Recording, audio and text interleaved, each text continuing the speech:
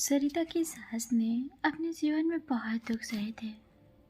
मायके में गरीबी से जूझते हुए सिलाई करके पिताजी का सहारा बनी थी।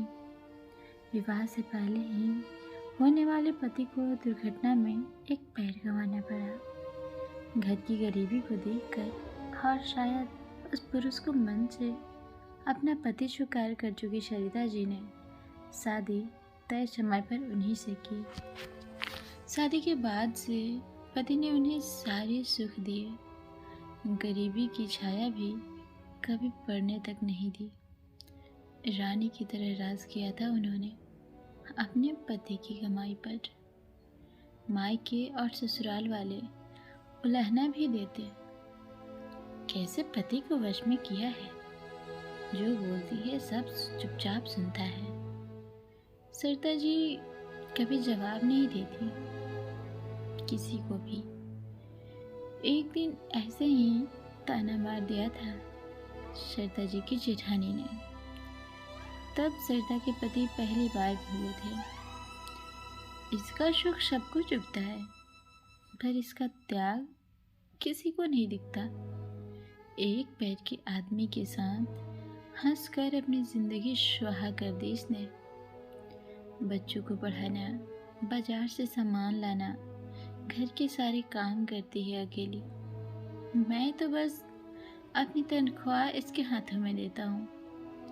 कभी तुम लोगों के पास गई क्या मदद मांगने? जेठानी जी मुंह बनाकर चुप हो गईं। अपने कृत्रिम पैर बनवाने के लिए कटक जाना पड़ता था उन्हें। साल 2 साल में साथ में जाती थी सरिता जी। पूरी जी घूमने के लिए एक बार सपरिवार गई थी पूरी जी। पति के राज में कुछ भी असंभव नहीं होता था। सरिता जी ने अपने बच्चों की शादी भी अपनी तरह से अपनी मर्जी से अच्छे खानदान में करवाई। आखिर में पति के पीछे पड़कर कुंभ नहाने का मन बनाया। सरिता जी की यह मनोकामना भी पति ने पूरी कर दी। अब धीरे धीरे सरिता जी के पति की तबीयत बिगड़ने लगी। कुछ दिनों बाद उनकी मृत्यु हो गई। अपने पति को भगवान मानती थी वो, पर एक बात हमेशा कहती, बनारस जाना था, भोलेनाथ को जल चढ़ाने और गंगा नहाने का बड़ा मन था उनका। बेटा पिता की अस्थियां गंगा में लेकर गया था। सरिता जी अब अस्वस्थ होकर कहती, मेरी हड्डियों को भी गंगा में ही देना, तेरे पिता से मिल जाएंगी। ऐसा कुछ होता इससे पहले ही सरिता जी का एक बेटा लंबी बीमारी से चल बसा। अब उनकी अस्थियों को लेकर पोता और पोती गए। सरिता जी के हिप का ऑपरेशन हुआ था तो वो नहीं जा पाई। मन में व्याकुलता और संताप तो आजीवन रहने वाला था। इकलौता बेटा खोया था उन्होंने। पहले पति फिर बेटा। अब गंगा नहाने की बात नहीं करती थी बात। कहीं भी जाना पसंद नहीं आता था। चलने में तकलीफ होती थी अभी भी। सरिता जी से उनकी एक सहेली ने पूछा, गुरु मंत्र लिया है कि आपने? सरिता जी ने कहा, नहीं, मेरे पति ने आज्ञा नहीं दी। मैं भगवान को ही अपना आराध्य और गुरु मानती हूँ। उनकी उम्र की सारी महिलाएं गंगा स्नान जाने की योजना बना रही थी। सरिता जी चुप थी तो बहू और पोते ने पूछा जाने को। उन्होंने कहा, इस उम्र में अकेले जाना असंभव है।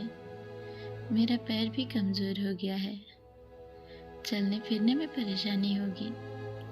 मैंने तो नहा लिया है, तुम और तुम्हारा बेटा बेटी चले जाना, मेरे पास क्षमश हो जाएगी। उनकी बात उनके पोते को अच्छी नहीं लगी। तुरंत बोला, नहीं, तुम्हें अकेले छोड़कर हम सब नहीं जाएंगे। मम्मी तुम्हारे साथ रहेंगी यहीं। पिता की अस्थियों का विसर्जन करके लौटा बेटा तो बोला, माँ हम दादी को अगले साल ले जाएंगे, थोड़ा और अच्छे से चलने लगेंगी तब। दादी पाई पाई जोड़कर रखती थी। एक दिन बिस्तर से पोते को बुलाकर बोली, तू कह रहा था ना बनारस जाएगा, कब जाएगा? पोता पैसों की वजह से टाल रहा था बनारस जाना। केदारनाथ भ्रमण की भी इच्छा थी उसकी। कुछ ही देर में अपना पिटारा खोला और बहुत सारा पैसा देकर कहा, जा, ये मेरे और तेरे दादाजी का पैसा है, मैंने सही काम के लिए बचा कर रखा था। अब तू तो मेरी हड्डियां गंगा में प्रवाहित कर ही देगा, मैं क्यों अब इस उम्र में चलने में लाचार भटकूं। पोता दादी के पैसे से हरिद्वार, बनारस और केदारनाथ भ्रमण करने गया। सरदा जी की बहू ने नाराजगी जताते हुए कहा, क्या ज़रूरत थी माँ उसे अपना पूरा पैसा देने की? तुम्हारी गंगा नहाने की साथ कैसे ख़त्म कर दी तुमने? उन्होंने शायद अपनी उम्र और ऑपरेशन के चलते में लाचारी को स्वीकार कर लिया था। तुरंत बोली, गंगा नहाना तो बड़े पुण्य का योग्य होता है, पर मेरे पोता पोती और तुमने मेरी जिंदगी जितनी देखभाल की है अपने औलाद की भी नहीं करती। मेरा पोता गोद में लेकर भागा था हॉस्पिटल। इस सुख का वरदान हर किसी को नहीं मिलता। तुम लोगों ने ससुर की सेवा की, उनको गंगा में सदगति दी। मेरा पोता भी ले ही जाएगा मुझे मरने के बाद। पुण्य कब मिलेगा पता नहीं, मुझे तो परिवार में रहकर ही मोक्ष मिला है। मैंने हर दिन गंगा नहाया है। सो फ्रेंड्स, आपको ये कहानी कैसी लगी हमें कमेंट करके ज़रूर बताएं। चैनल पर नए हैं तो प्लीज़ चैनल को ज़रूर सब्सक्राइब कर लें। मिलते हैं ऐसी किसी दूसरी वीडियो में, तब तक के लिए नमस्कार, प्रणाम, अपना ख्याल रखें, अपने